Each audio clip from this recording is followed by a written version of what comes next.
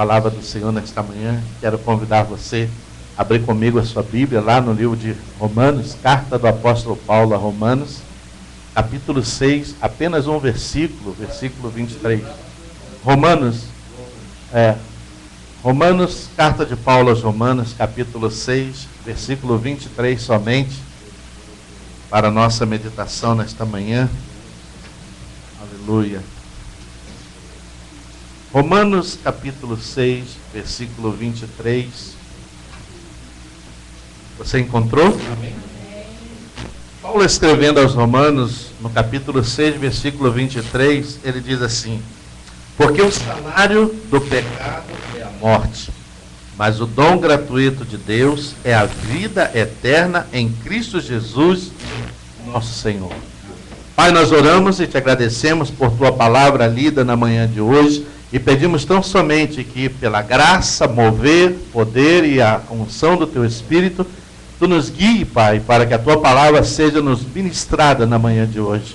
Prepara nosso coração, abre a nossa mente e nossos ouvidos para que possamos ouvir e entender a tua palavra na manhã de hoje, que nos fala a respeito deste plano maravilhoso de salvação, onde o homem perdido pode ser reaproximado de Deus através de Jesus Cristo. Em nome de Jesus nós te agradecemos. Amém e amém. Aleluia. Glória a Deus. Nós bem sabemos que desde lá do Éden, quando Deus, havendo criado Adão e Eva e deixado eles viver no Éden, que era o lar onde Deus preparou para eles, e viver com liberdade, porém com condições, Deus então ordenou que eles deveriam usufruir livremente de tudo o que o jardim oferecia, de tudo aquilo que Deus havia preparado para eles, embora deveriam abster-se da árvore do conhecimento do bem e do mal, para que ao comer dela em desobediência não viessem a perecer com a morte. E nós sabemos que isso aconteceu. O homem então, uma vez pecando em desobediência, a Bíblia diz que destituído foi da presença de Deus. A Bíblia diz que Deus então ordenou que eles fossem tirados do jardim. E agora então precisaria de algo para que pudesse fazer com que o homem voltasse a ter a comunhão com Deus. E foi então que Deus proveu em Cristo um meio de reconciliar o homem perdido e pecador novamente com Deus Santo, né? Domingo retrasado, nós estivemos aqui estudando acerca do tabernáculo, né? Onde Deus, naquele momento da peregrinação do povo de Israel pelo deserto, Deus manda a Moisés, ou seja, dá instruções a Moisés para que construísse o tabernáculo. O tabernáculo nada mais era do que um santuário móvel, onde Deus ali deu ordem para que fossem colocados os utensílios, e então criado o quê? O pátio, a porta, o pátio, o altar do sacrifício, né? E depois nós tínhamos o compartimento do Santo dos Santos, lugar santíssimo, onde a arca estava colocada. E a Bíblia diz, na aula que nós tivemos aqui na escola dominical, se você veio, você vai lembrar disso, nós vimos que as pessoas traziam o seu sacrifício, a sua oferta. Essa oferta era entregue ao sacerdote, e o sacerdote então fazia o holocausto, e por expiação do sangue que havia o perdão, a expiação dos pecados. E isso era feito a cada vez. Então, ano após ano, isso se repetia.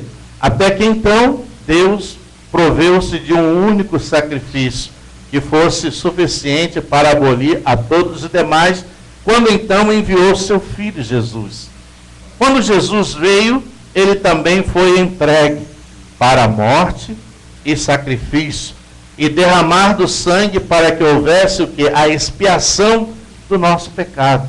Então, nós que antes, todos fora de Cristo, éramos considerados transgressores, pecadores, e quando Paulo diz aqui, o salário do pecado é a morte, todos nós sabemos que nós trabalhamos e recebemos pelo nosso trabalho, quer seja por semana, por quinzena ou por mês, um pagamento, né? E Paulo está exatamente aqui falando a respeito disso, de que o pagamento por uma vida em pecado, em desobediência e afastamento de Deus, se não houver entre o homem e Deus uma reconciliação por meio do sacrifício expiatório de Cristo Jesus, quando Deus no Calvário, o salário é a morte, é a condenação, a morte eterna. Ou seja, não há mais nenhuma possibilidade de aquela alma ser redimida. Por isso a Bíblia diz que o tempo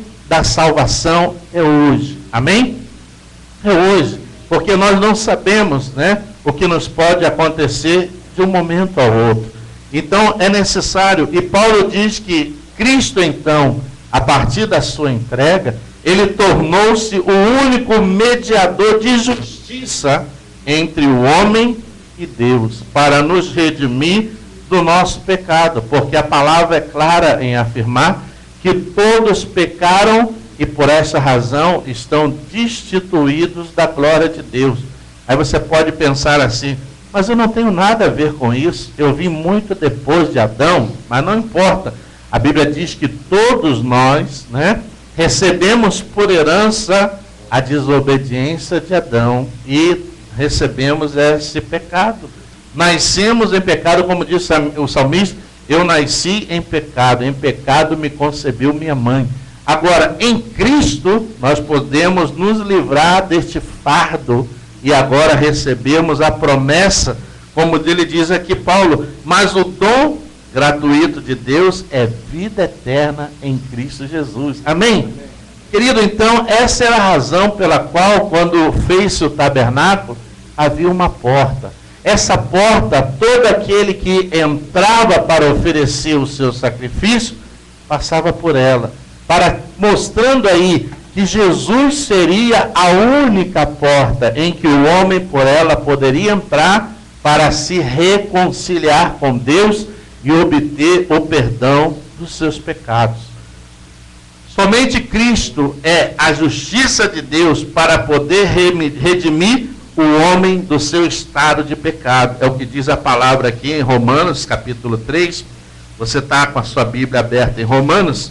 Voltando um pouquinho, lá em Romanos, capítulo 3, versículo 21 ao versículo 24, o apóstolo Paulo, ainda escrevendo aos Romanos, ele diz assim, que a nossa justificação de pecado só pode vir através da nossa fé em Jesus, como nosso único Salvador. Ele diz assim, mas agora, sem lei, manifestou a justiça de Deus, testemunhada pela lei e pelos profetas.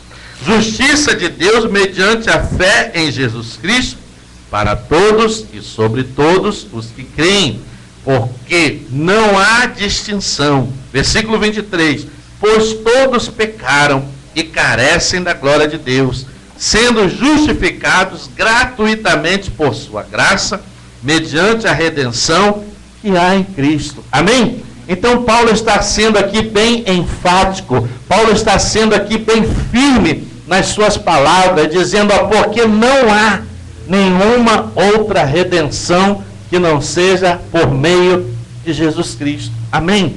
E esta é uma grande verdade que precisa ser anunciada, precisa ser dita muitas vezes para que o pecador possa ser redimido através de Jesus para obter a salvação e vida eterna nele. Amém?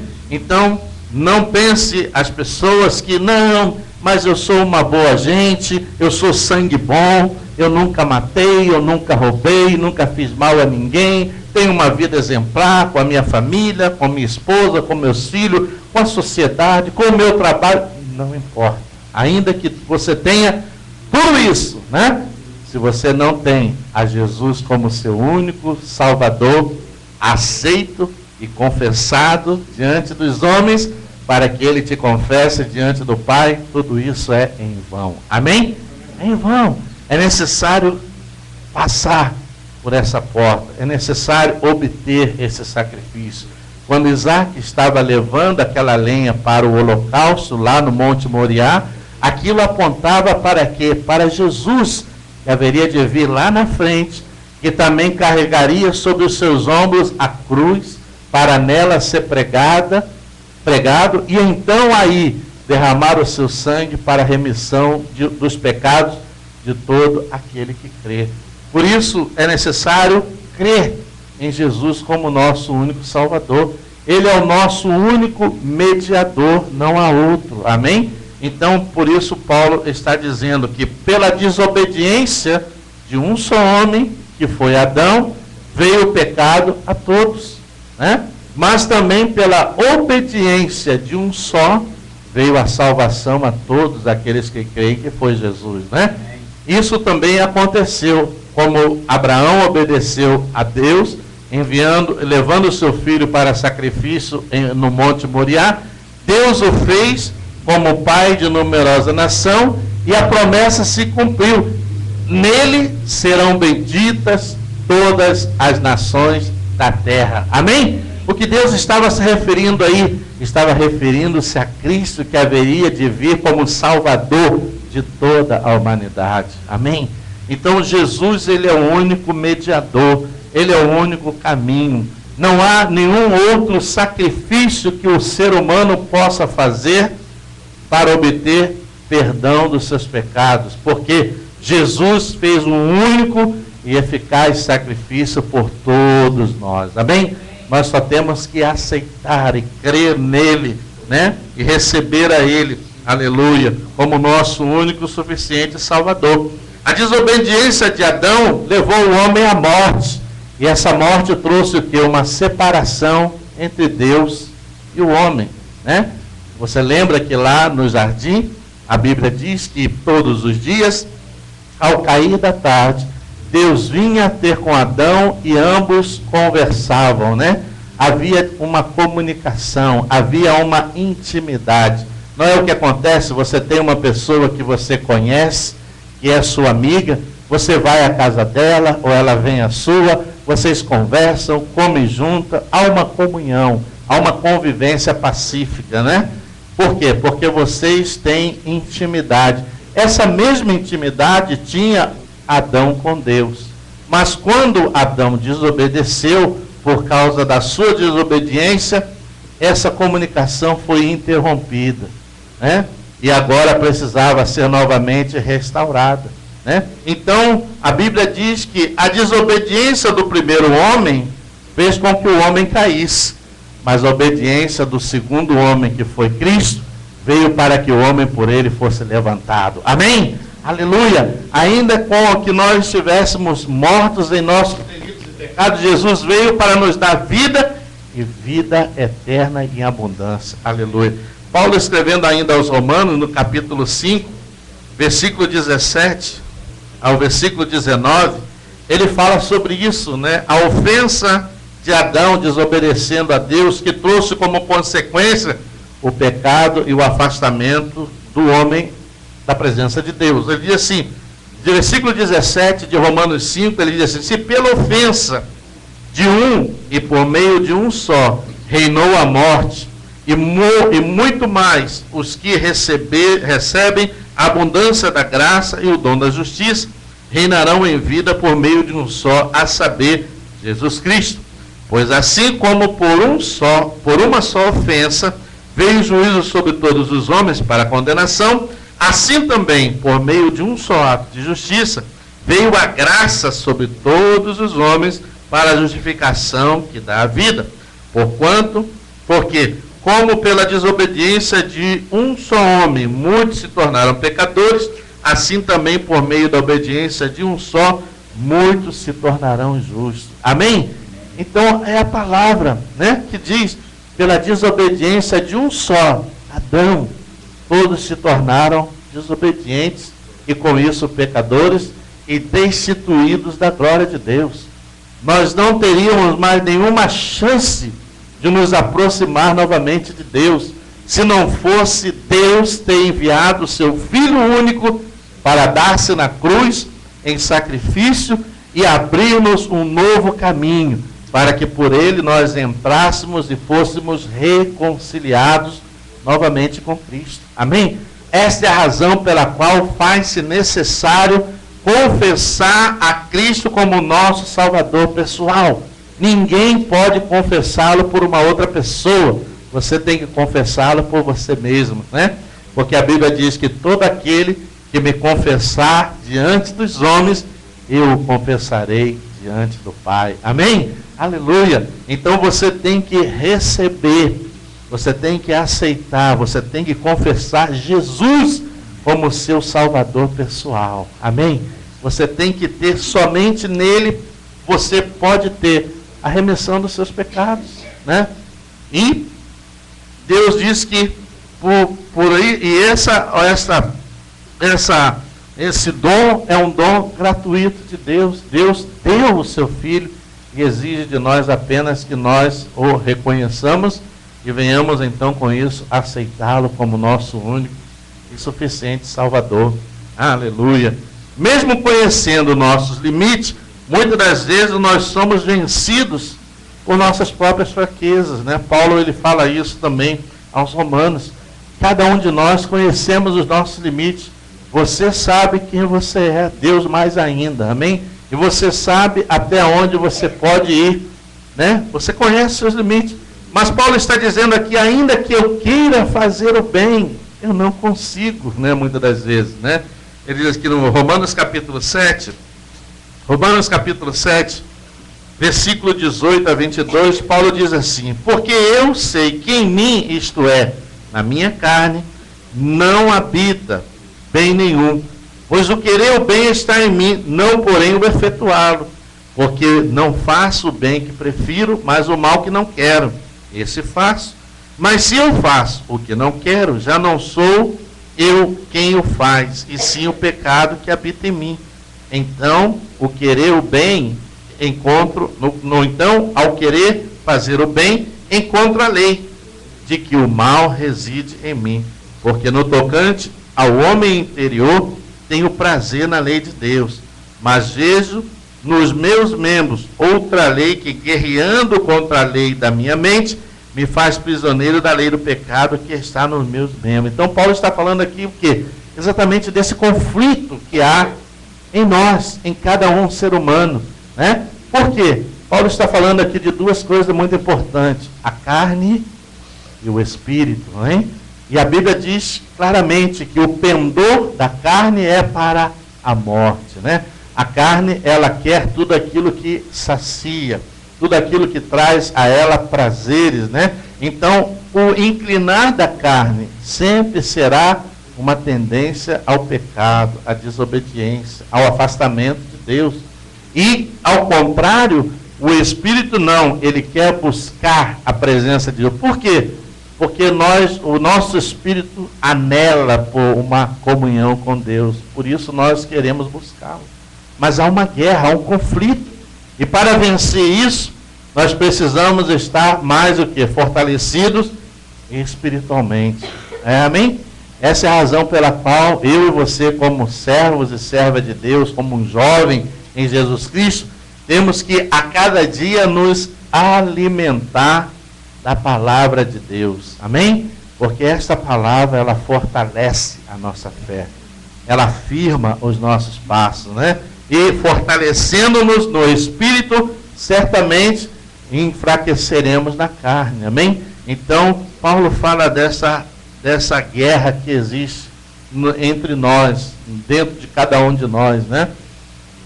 Onde muitas das vezes você não quer, mas você acaba fazendo. E depois que faz, arrepende-se, né? Então, por quê? Porque há uma guerra, né? Paulo diz que há uma guerra, né? Entre os nossos próprios membros, que guerreiam entre si, né? Então, para vencer isso, há que estar em perfeita comunhão com Deus. Há que estar anelado com o Senhor. Há que ter a Ele como nosso único Senhor e Salvador. Amém? Aleluia. Mas não pense que só isso é o bastante, não. Você tem que manter uma vida de perfeita comunhão com Deus. Amém? Aleluia. Né? Então, essa é a razão pela qual nós precisamos ouvir a pregação, porque a Bíblia diz que a fé vem pelo ouvir, e o ouvir da pregação, da palavra. O crente que não ouve a pregação, o crente que não lê a Bíblia, o crente que não ora, o crente que não busca ter um momento de comunhão com Deus, certamente ele enfraquece espiritualmente. E quando você está enfraquecido, é exatamente o momento em que o inimigo aproveita para vir tentar você, né? Você lembra de Jesus? O próprio Cristo, o Filho de Deus, já estava lá no deserto, jejuando, consagrando, estava enfraquecido fisicamente, estava com fome, porque já há muito tempo não se alimentava, e o inimigo apresentou-se a ele naquele momento de fragilidade, e disse: se tu és o Filho de Deus, transforma essas pedras em pães e come. Mas ele disse: mas nem só de pão viverá o homem, amém? E mais ainda, o diabo propôs a ele: olha, toda a glória desse mundo te darei, se prostrado me adorares. Ele disse: mas somente ao teu Deus adorarás, amém? Então, querido, isso nos mostra que nesses momentos em que nós nos sentimos enfraquecidos espiritualmente, é onde o inimigo mais vai aproveitar para atacar-nos, para vir contra a nossa vida e propor-nos muitas coisas para nos afastar da presença de Deus, do caminho de Deus, da comunhão com o Senhor. Amém?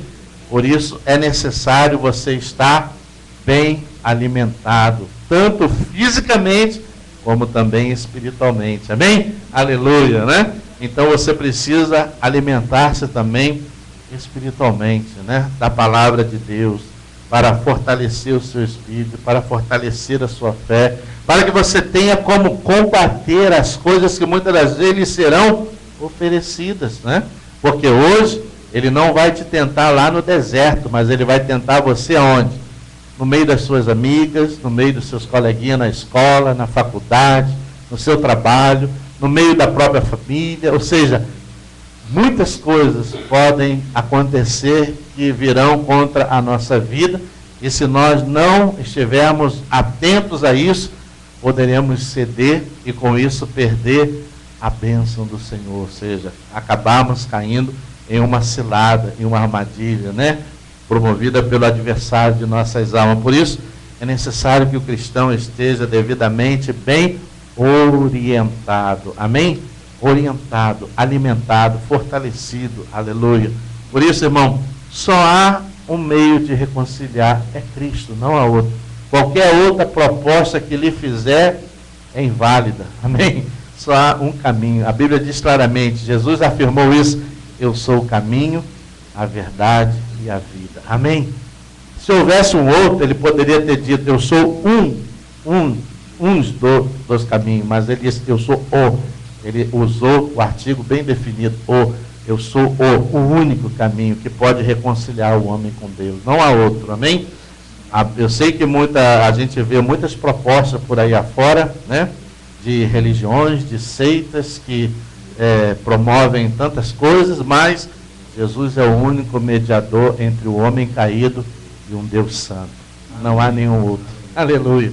Não há nenhum outro que possa dar-nos essa condição de sermos redimidos. Porque Paulo foi bem claro quando disse aos romanos: olha, todos estão destituídos da glória de Deus. E estão mesmo, amém? Não importa quem você seja, não importa se você é uma pessoa importante na sociedade ou não é, mas se você não tem a Jesus como seu Salvador, você está fora do plano de salvação e da bênção de vida eterna prometida através de Jesus Cristo. Amém? Você está fora, né? E muitas das vezes nós ficamos bem confortáveis, né? Pensamos assim: não, sabe o quê? Ainda tem muito tempo pela frente, eu ainda tenho que aproveitar muito a vida. Quando eu estiver já com a idade avançada, aí então eu vou pensar em aceitar Jesus como seu Salvador. Aí isso me faz lembrar o testemunho do irmão Neandro, que falou do seu amigo, né? Quando ele estava também como jovem, ele havia afastado-se da igreja, e ele tinha um amigo que era da sua idade mais ou menos, sempre andavam juntos, e um belo dia o cara montou na motoca dele, saiu para dar uma volta, foi e não voltou mais, né? Um acidente tirou a vida desse jovem. E isso foi o suficiente para despertar a ele, para que ele pensasse o seguinte: se fosse eu, onde eu estaria agora nesse momento? Amém? Pense sobre isso, né? Então é necessário estar em Cristo, é necessário ter a nossa salvação no Senhor, né? Não é uma mensagem terrorista, não, é uma mensagem onde vem aclarar a necessidade de nós reconhecermos a Cristo como nosso único Salvador pessoal. Amém? Não é para mal, pelo contrário, é para bem, é para que você receba não só o perdão, mas Deus te perdoa, Deus te liberta, Deus te transforma, né? Aleluia. Paulo mesmo experimentando isso, escreveu dizendo: agora não mais vivo eu, mas Cristo vive em mim. E esse viver que agora eu tenho, eu vivo para o meu Senhor. Amém? Aleluia, glória a Deus, né? Eu, antes de ter aceito a Jesus como meu Salvador, a minha mãe e meu pai já eram evangélicos e eles nos convidavam para ir assistir os cultos na igreja. E muitas das vezes eu ia, né? E a igreja da minha mãe era a Assembleia de Deus, aquela bem rígida, bem tradicional, né? Aquela coisa, né? Homem senta de um lado, mulher senta de outro, aquela coisa e tal. E eu ia, eu gostava do louvor, eu gostava da adoração, eu gostava dos testemunhos, da palavra. Mas quando chegava naquela hora do apelo, eu baixava a cabeça, ficava meio constrangido. E eu pensava comigo assim no meu coração: mas como é que pode? Eu tenho uma vida totalmente diferente, eu estou sempre metido no meio de festa, de baile, disso, daquilo outro. E esse povo tem uma vida tão simples, é do trabalho para casa, da casa para a igreja e tal. Como é que pode esse povo estar sempre alegre? Mas eu não entendia que a alegria do Senhor é a nossa força. Amém? Eu não entendia que a alegria deles não era como a minha era uma alegria momentânea. Eu estava lá na festa, né? Com os amigos, dançando, curtindo, aquilo tudo era uma alegria, era uma festa, era uma comemoração. Mas quando saía dali, aquela tristeza voltava, aquela depressão chegava, aquela angústia no coração voltava. Eu me sentia mal, né, novamente. E eu tinha que buscar uma outra festa, uma outra coisa para que trouxesse a alegria de volta. Mas no dia que eu entreguei a minha vida a Jesus, aí eu provei que aquele que tem a Cristo tem uma alegria constante. Amém? Aleluia! A presença do Espírito de Deus em nós nos enche de uma forma tão tremenda que a gente não tem nenhuma outra necessidade senão buscar cada dia mais dele, da presença dele. E aí eu pude entender a razão daquelas pessoas serem tão alegres, tão sorridentes, tão abençoadas. E gente, às vezes, que tinha uma vida até muito simples, né? E contudo, eram pessoas muito felizes, né? Havia uma comunhão, havia uma paz, havia uma alegria, havia um gosto. Aí eu entendi que as pessoas não iam para a igreja porque tinham medo disso ou daquilo. Elas iam porque elas amavam a Deus. Elas iam porque elas queriam louvar ao Senhor, glorificar. Amém? E aí eu pude entender. E quem sabe talvez não seja isso que passe na sua vida, no seu coração, né? Ah, mas eu ainda estou muito jovem, eu tenho que aproveitar muito a minha vida. Mas lá a palavra diz, né? Em Eclesiastes: lembra-te do teu Criador no dia da tua mocidade, para que cheguem os dias, os anos que veja que não há nele contentamento. Amém? Aleluia, né? Entregue a sua mocidade para Jesus, entregue a sua vida ao Senhor. Você vai ver que Deus vai te usar de uma maneira tremenda. Amém? Deus vai fazer algo tremendo na sua vida, porque você vai entregar o melhor para Deus, né? Tem gente que pensa: não, mas quando eu já estiver bem velho, né? No bagaço da laranja, né? Aí você não está entregando o seu melhor, você está entregando o que sobrou. Amém? Entregar o melhor, entrega agora que você está com vida, com garra, com disposição, com saúde, né? Com vigor, né? Aleluia. E olha que eu estou com 55, mas eu não me troco com muito garotão, não. Eu estou ainda bem animado. Amém? Aleluia. Pastor, vamos lá escalar um monte? Vamos lá, agora, vamos lá. Não é esse negócio não. Para em qualquer topada, topa qualquer parada, né? Eu me lembro que nós fizemos um retiro aqui há um tempo atrás aqui com algumas pessoas da igreja, e daqui a pouco eu vi gente, e lá, pastor, eu estava lá escalando uma corda, lá subindo numa corda junto com os jovens lá, balançando para um lado, balançando para o outro. E meu irmão, não tem esse negócio não. O que faz ser jovem é aqui, ó, é a cabeça, amém? Se você pensa jovem, você vai ser jovem, amém? Negócio de... Eu estava falando com a minha nora e dando parabéns a ela pelo aniversário, Aí eu falei, e aí, Anaís, felicidade? Ah, poxa, estou ficando velho. Que velha, rapaz, 26 anos. Queria eu meus 26 anos de volta. Ah, Jesus, né? 26 anos, rapaz. Oh, que isso. Então, irmão, pensa assim, entregue o seu melhor. Lembra de Abraão. Abraão, ele entregou a Deus o Isaac. É o que ele tinha de melhor, né? E ele se propôs a entregar ao Senhor. Nessa manhã, o que você tem de melhor para Deus é a sua vida, é o seu coração. Que você possa dizer, Senhor, como Abraão entregou a Isaac, eu quero entregar a Ti a minha vida. Quero render-me ante a Ti, Pai. Quero dizer, Senhor, aqui estou eu, recebe a minha vida, para que eu possa ser um instrumento de louvor e glória nas Tuas mãos. Amém? Aleluia. Glória a Deus. Será que dá para a gente tocar um louvor aqui? Aquele vem o Senhor, minha vida oferecer. E aí nós vamos louvar o Senhor. Dá, Igor? Dá? Dá para tocar? Não conhece não? A Daniel conhece, Daniel? Daniel, ajuda a gente aqui. Soldado no quartel trabalha, não tem esse negócio. Chegou de viagem do Brasil hoje de manhã, já está aqui na igreja. Já vai pegar na guitarra, vamos louvar o Senhor junto, amém? Vamos louvar o Senhor e não quero pedir a você para estar de pé, aleluia. Nós vamos louvar o Senhor com este cântico. É um cântico de entrega, onde você vai dizer, vem o Senhor minha vida oferecer, Senhor. E você nessa manhã pense sobre isso. Ofereça a sua vida ao Senhor. É o melhor que você tem para dar a Ele. Se as irmãs conhecem, sabem cantar, vem louvar o Senhor.